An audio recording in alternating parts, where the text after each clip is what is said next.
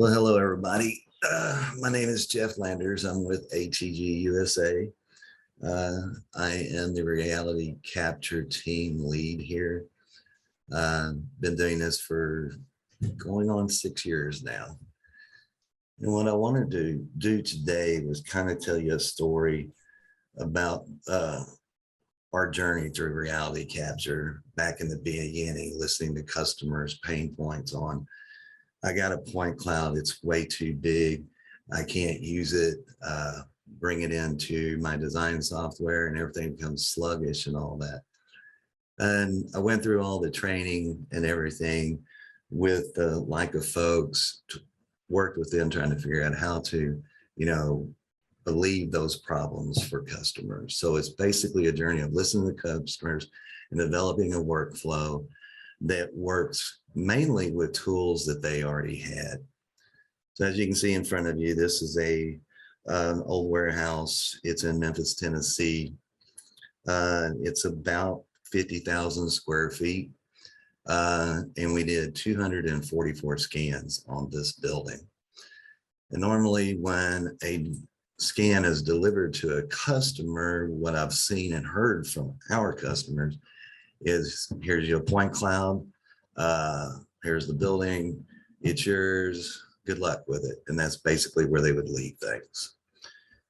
But that doesn't work out. You just get some angry people. So we've gone through, figured out a workflow, basically a process that we put the point cloud through to make it workable for everybody.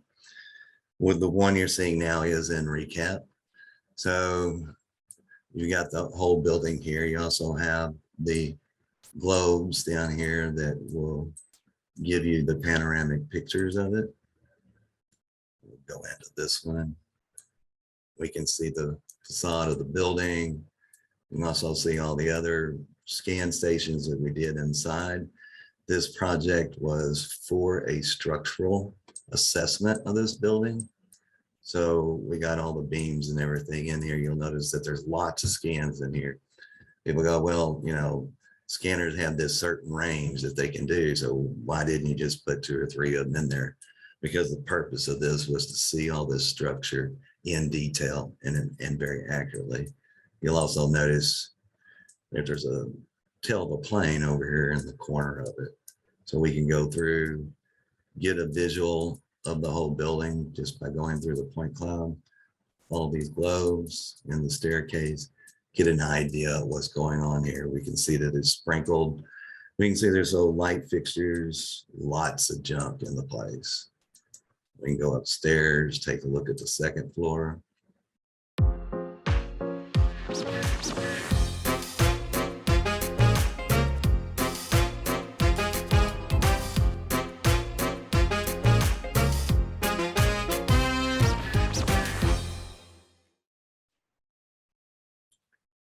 There's other tools inside of Recap that you can measure with and everything, but your main goal here is basically to have a visual, because what you're wanting to do is get this point cloud in some kind of usable condition in your design software.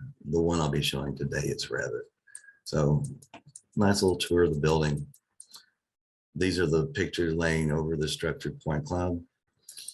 And this is the point cloud itself. You'll notice that it's colorized, also making it easier to determine what you're looking at once you get it into design. We can go back outside, move up to the roof. I want to point something out up here. As you can see, on the wrong side of the building, no. There's a caved in portion of the roof right here. Just wanted to point that out because when we move over to Revit, I want to point those things out to you. So then you get your map up here. You can go to any location you want or transverse through the globes. Once this point cloud is created and is put into a deliverable state for the customer, we go a little bit further. We create this file structure over here. I'll go ahead and put it in the 3D mode again. We'll give us a good advantage. And what happens here, it gives you the ability to look deeper into the scan, because you get this big old point cloud. It's all in one piece. It's really hard to determine what's what, really get into the building to see what we have. And so I've created this structure so that we can go turn things on. You can see we can go in and turn the exterior off. We can take a look around, see that basically you're seeing the inside of the walls on the different floors. I can take the roof off. We can get a little bit closer in here, point out that in the basement, you'll see that there's windows in the basement. You didn't see them in the overall pictures. I can go back and turn on the exterior, and you'll notice that the sidewalk grates are above the window. Starts giving you data that you can see that may or may not be important to your design, but more likely it is. So we'll go ahead and turn the exterior and the roof back off, pan back out. And we can also turn the stairs off, and we can look at this building individually by floor.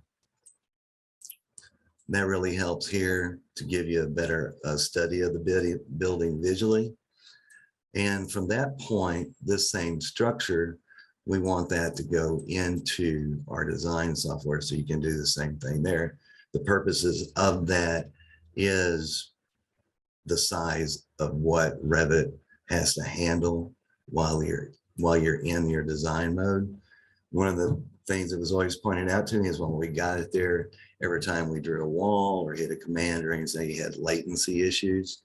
And this was all derived to help with those problems. All right, from here, I'm going to go back and show you that point cloud. It's called a unified point cloud.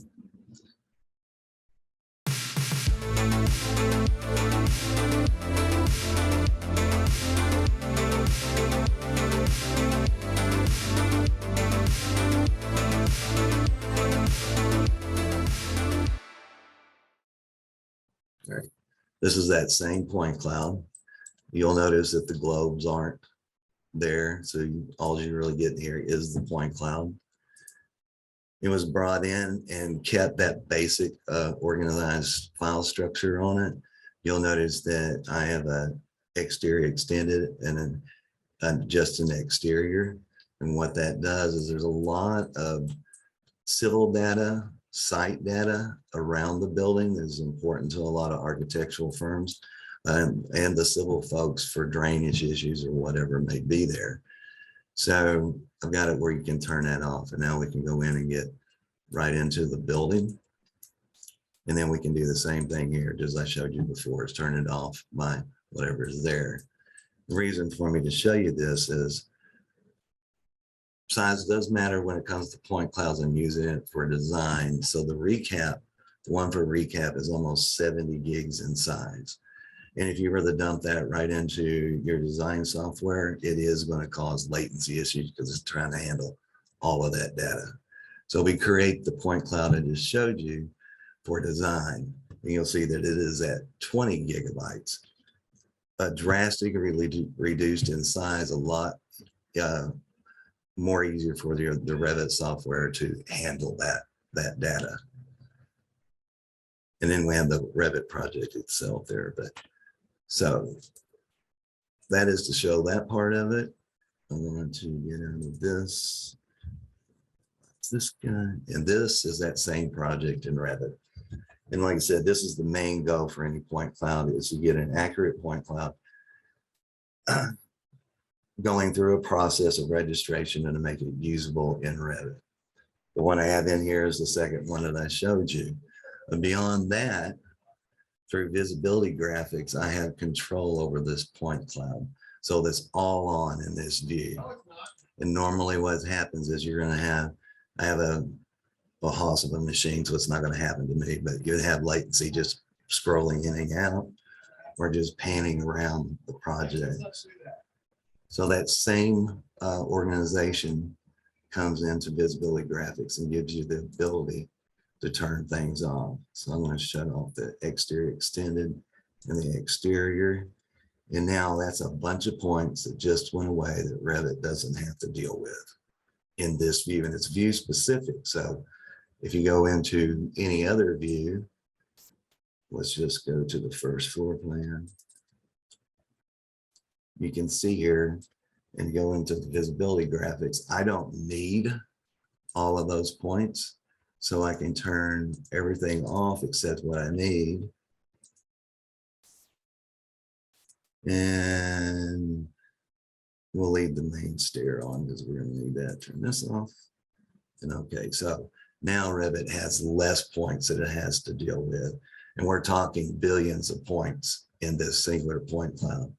And so that really helps solve the problems. If you have a basic design machine that should be able to handle this point cloud and bring it into Revit and reduce, if not eliminate, the latency issues with it.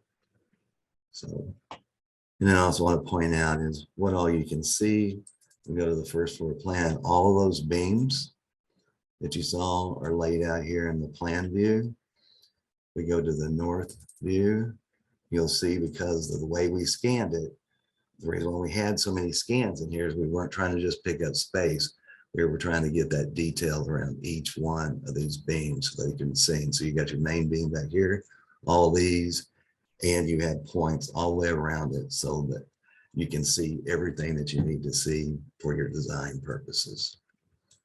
We'll also point out that there's the airplane tail that I showed you in the point cloud. And if we go up to the third floor roof, you can also see the cave in. There's no scaling issues when using this process. It comes into the software at a 1-to-1 ratio. So everything is ready to go when you put it in. Go back to again, like in the 3D view, if you just wanted to look at, let's say you want to get a basic design of one of the staircases and turn everything off. Okay. And now we can see that staircase, how it laid out into the building. You want to compare it to the first floor or whatever, you could do that. So it really gets it broke up in an understandable file structure so that you can go in and give you a better experience inside of your Revit design software. And just to show out a couple other things, I have a wall in place here. I'm just going to delete it. Go up into the wall command, pick the wall. You'll notice that the wall actually snaps to the point cloud. And we just move it over into there. It's not the right size, but you can see that it snaps to it. Another thing that I really like to show off, I can get to it. My meeting's in the way. This measurement tool right here, I want to measure the width of this wall. Grab the tool. I can go and measure. It snaps to it. I know it's generally 7 and probably 1/8 inch. So I can adjust my wall thickness to that and apply them snapping to it. We can make out all of the columns clearly. It's a workflow been doing this for about 4 years now. After we got it developed, we're improving it every day. And with that, Ethan, if there are any questions out there that anybody want to answer? Yep, so we had a good one. So the question is, when you bring the point cloud in, does it automatically go to the correct elevation, or do you have to do that in a manual process? So I don't know if you want to show that.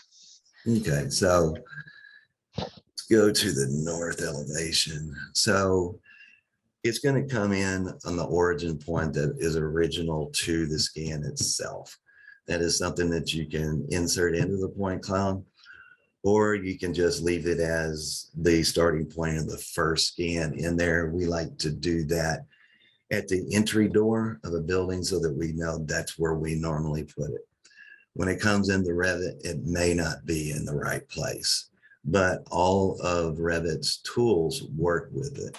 So we can simply go in there where we can select the link in your move command and all that. So if it wasn't here, let me just move it down.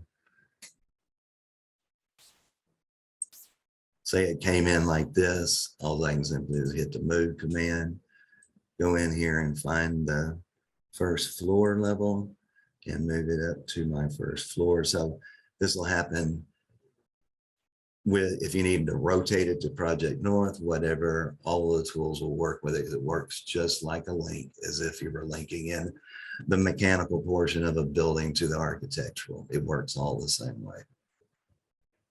And let me put that back to where it was.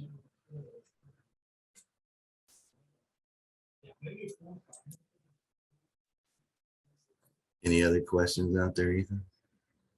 There's one that might be a two-parter. So they're asking around the baseline specs for a machine that can handle a model like this. So I don't know if we want to answer that from a breakdown once we have it reduced, and then if we want to handle it from actually the registration of the point cloud itself. Yeah. So the biggest thing is most computers that are used for design are up in that 16 gigs of RAM. You know, the processors are all good on there. If it can do that, it's going to be okay with a point cloud this size.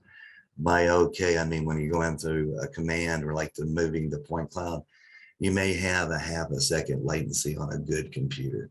You know, you got a rebuilt Walmart Dell.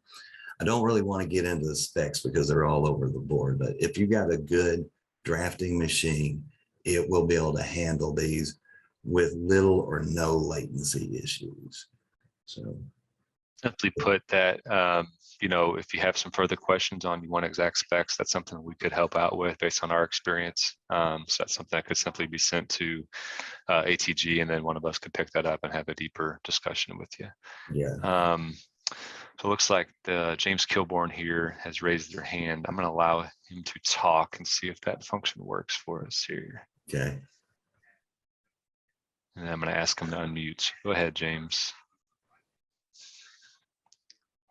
if you're there. If not, go ahead and type your question into the chat. I've tried to unmute you, James, see if that function works.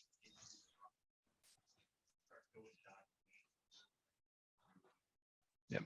So I'll go ahead and close that and remove that permission now. James, if you can put that question in the chat, that's fine. Jeff, any other questions or things you think you want to go over? I don't, I mean,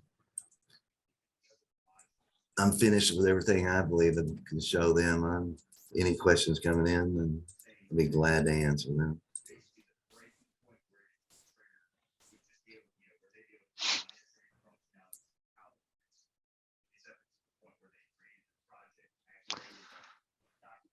Do you have any questions? Here's another one right here. So is there any way to automate the placement of locations of walls? Automate location. Okay. Always love that. It's the easy button question. So there are other softwares out there that you can purchase that helps with that. There's none of them that I've tested or used have the magic button that does everything for it. And as part of this workflow, that's not there. It's basically a tracing deal, but there are softwares out there that help with that. But inside of the recap or inside of the Revit software or any other design software that Autodesk puts out, there is not an easy button that does everything for you. I believe that's about 5 years down the line.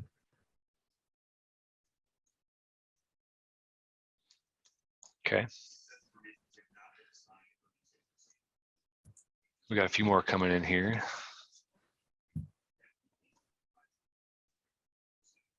Okay.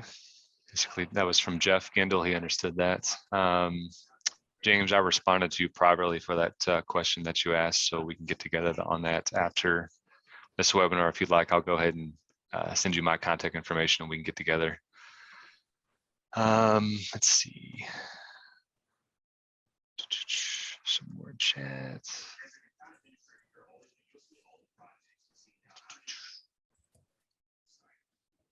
Okay, here's one. Any recommendations for software that help convert point clouds to Revit elements, specifically duct and pipe? I've heard of Edgewise. I think that's something you just sort of touched on there. Yeah. I don't know if you want to go any more detail. I'll just my experience with Edgewise is the best experience with any of the software that help, especially on the mechanical side of it. We did a mechanical room in a hospital in Little Rock, Arkansas, 2 years ago. Ran it through Edgewise, and it produced about 70% of the project for us. Granted, we still had to go in and change the properties of each one of those elements, but it was a great help there. It does about 40% of the project on architectural, and I haven't experienced it with the structural engineering side of it. Here's one that may need a further discussion offline, but any recommendations for generating a Revit topography surface for my point cloud link? Well, basically, I would go into the civil 3D side of it there and then import it into the Revit project. But you can, just like it's still tracing, but you could isolate the civil part of the plan, which we do for civil applications, can do it for here. And, you know, you can just create your topography from the point cloud itself. As a matter of fact, I may be able to give you a small view of that. So as you can see here, here's the sidewalk, curb, the street, curb and sidewalk from the other side. It's a small example, but, you know, you can do a cut through right there and use the topography tools in Revit to do that. And don't know exactly where this is, but it looks like, you know, a mailbox or something right there. So yes, the topography is included, and we like to keep it in the point cloud, even if they're just doing this, because they can pass it on to their civil folks to do just that. Hope that answers this question. Yep. And I believe I've checked both the Q&A and the chat, so I think I've got most of them that we've gotten to.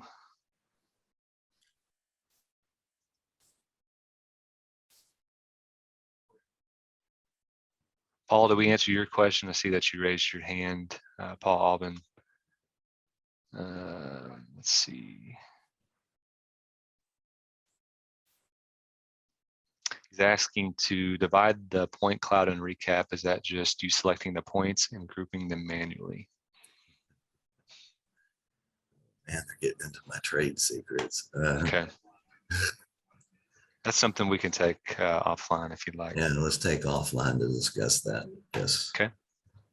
So James and Paul, I know I reached out to you, James. Paul, I also do the same to you. We can always set up a call to discuss those things. Here's one from Tyrone Thompson. Do you have a preference on scanner types? Are static scanners better than the scanner you can move around with? Good question. Yeah, for accuracy purposes, I like the stationary scanners. I like using the Leica RTC 360 and the BLK 360 because of the registration and the fields that I have with it. I have used Trimble scans and Faro scans. All of them do the job. It's basically the process you put it into after the fact, but basically to get the accuracy. So stationary scanners, yes, for accuracy. There are some circumstances where, like the BLK to go is very useful. We've done a bunch of apartment buildings that are occupied and stuff like that. That gets us a quick schematic of the apartment without bothering the folks that live there for too long, because you can get in and out in about a minute and a half. But the accuracy goes down, but it does give you a floor plan. So I prefer the stationary scanners when accuracy is important. I like the BLK to go mobile scanner when space is really all we're trying to acquire, not so much accuracy, just knowing where the rooms are, where the doors are, stuff like that. So I hope that answers this question. Yep.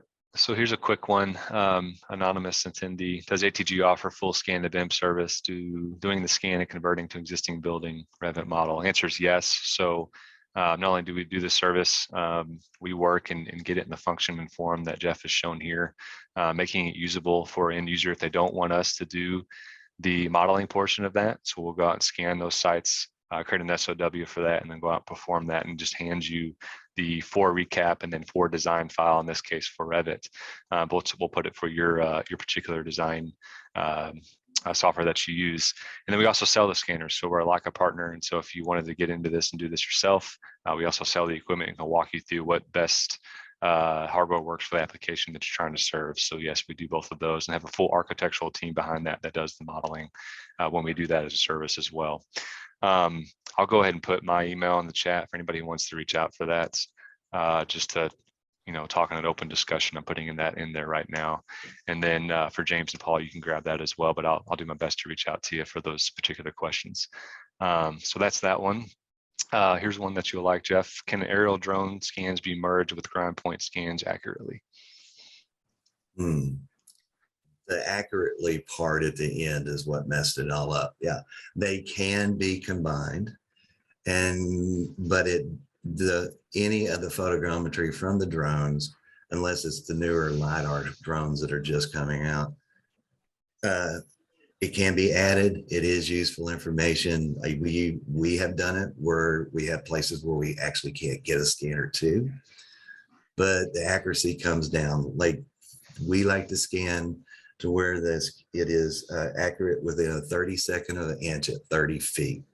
When we go into the drone, depending on how the software interacts with the drone data, with the point cloud data, it could skew everything just a little bit and bring that accuracy down, maybe a half to 2 inches in 30 feet. So it can be combined.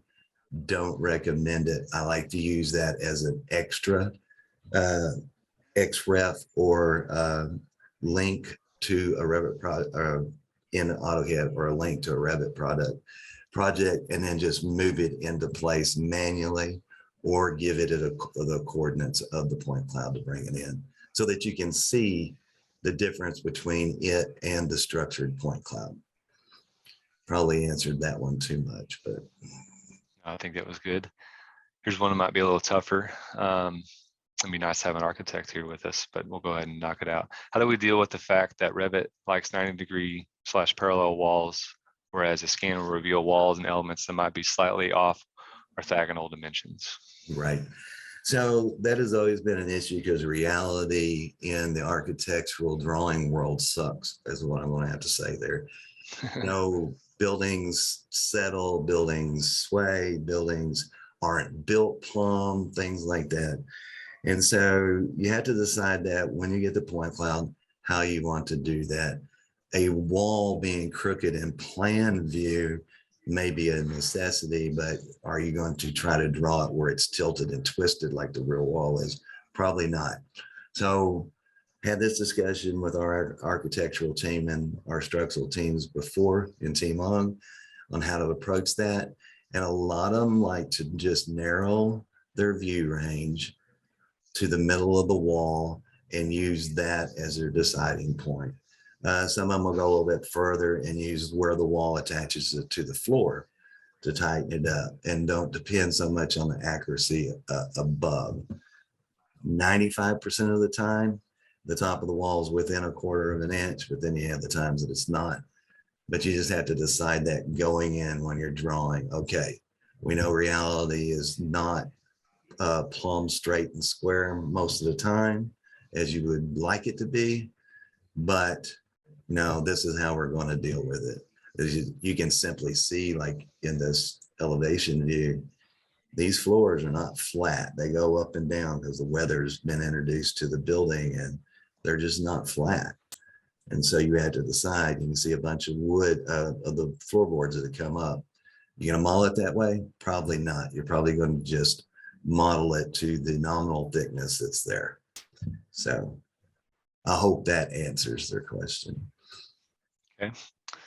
Here's one I like. What is the oldest version of Revit that can be used with the point cloud file with the VG settings mentioned earlier? And hopefully, as you're out of this reseller, you're using previous and 3 years back. Yeah. No, all of those tools were implemented in 2015. Haven't experienced a point cloud in any earlier version than that, but everything from 15 to current, it has these tools in there. Okay.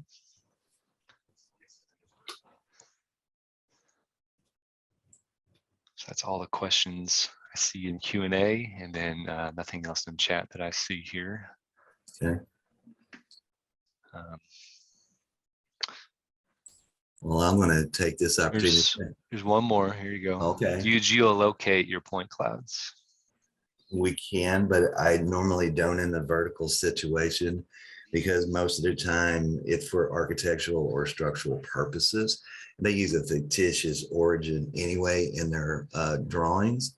And so basically we leave that. It does have an origin point. We leave the fictitious one there and move it to their template in their design software. And if they need help with that, we facilitate that too.